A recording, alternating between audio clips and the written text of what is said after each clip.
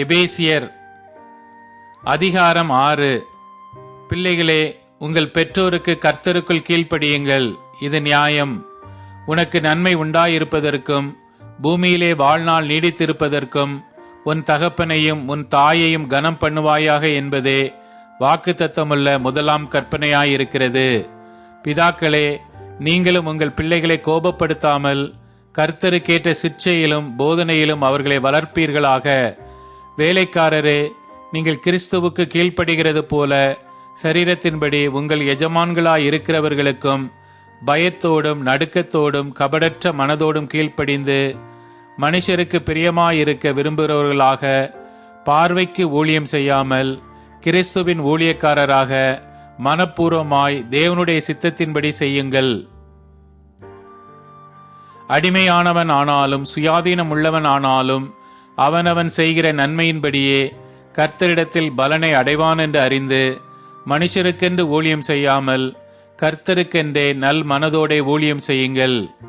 எஜமான்களே, அப்படியே நீங்களும் வேலைக்காரருக்கு செய்ய வேண்டியவைகளை செய்து அவர்களுக்கும் உங்களுக்கும் எஜமானானவர் பரலோகத்தில் இருக்கிறார் என்றும் அவரிடத்தில் பட்சபாதம் இல்லை என்றும் அறிந்து கடுஞ்சொல்லை விட்டுவிடுங்கள்.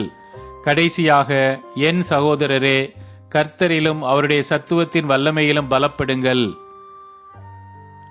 நீங்கள் பிசாசின் தந்திரங்களோடு எதிர்த்து நிற்க திராணியுள்ளவர்கள் ஆகும்படி தேவனுடைய சர்வாயுத வர்க்கத்தையும் தரித்துக் கொள்ளுங்கள்.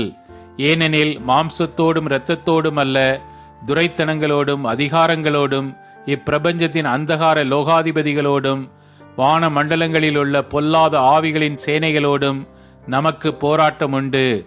ஆகையால் தீங்கு நாளிலே அவைகளை நீங்கள் எதிர்க்கவும் சகலத்தையும் செய்து முடித்தவர்களாய் நிற்கவும் திராணி உள்ளவர்கள் ஆகும்படிக்கு தேவனுடைய சர்வாயுத வர்க்கத்தையும் எடுத்துக் கொள்ளுங்கள். சத்தியம் என்னும் கச்சையை உங்கள் அறையில் கட்டினவர்களாயும் நீதி என்னும் மார்க்கவசத்தை தரித்தவர்களாயும் சமாதானத்தின் சுவிசேஷத்திற்குரிய ஆயத்தம் என்னும் பாத ரட்சையை கால்களிலே தொடுத்தவர்களாயும் பொல்லாங்கனியையும் அக்கினி ஆஸ்திரங்களை எல்லாம் அவித்து போடத்தக்கதாய் எல்லாவற்றிற்கும் மேலாக விசுவாசம் என்னும் கேடகத்தை பிடித்து கொண்டவர்களாயும் நில்லுங்கள். இரட்சணியம் என்னும் தலைச்சீராவையும் தேவ வசனமாகிய ஆவியின் பட்டயத்தையும் எடுத்துக் கொள்ளுங்கள். எந்த சமயத்திலும் சகலவிதமான வேண்டுதலோடும் விண்ணப்பத்தோடும் ஆவியினாலே ஜெபம் பண்ணி அதன் பொருட்டு மிகுந்த மன உறுதியோடும் சகல பரிசுத்தவான்களுக்காகவும் பண்ணும் வேண்டுதலோடும் விழித்து கொண்டிருங்கள். சுவிசேஷத்திற்காக சங்கிலியால் கட்டப்பட்டிருக்கிற ஸ்தானாதிபதியாகிய நான் அதை பற்றி பேச வேண்டியபடி தைரியமாய் பேசத்தக்கதாக நான் தைரியமாய் என் வாயை திறந்து சுவிசேஷத்தின் ரகசியத்தை அறிவிக்கிறதற்கு வாக்கு எனக்கு கொடுக்கப்படும்படி எனக்காகவும் விண்ணப்பம் பண்ணுங்கள்.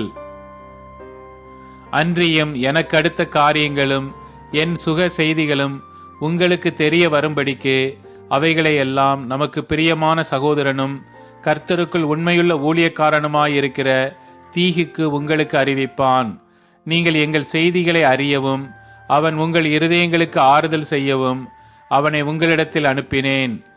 பிதாவாகிய தேவனாலும் கர்த்தராகிய இயேசு கிறிஸ்துவினாலும் சகோதரருக்கு சமாதானமும் விசேஷத்தோடு கூடிய அன்பும் உண்டாவதாக. நம்முடைய கர்த்தராகிய இயேசு கிறிஸ்துவனிடத்தில் அழியாத அன்புடனே அன்பு கூறுகிற யாவரோடும் கிருபை உண்டாயிருப்பதாக. ஆமேன்.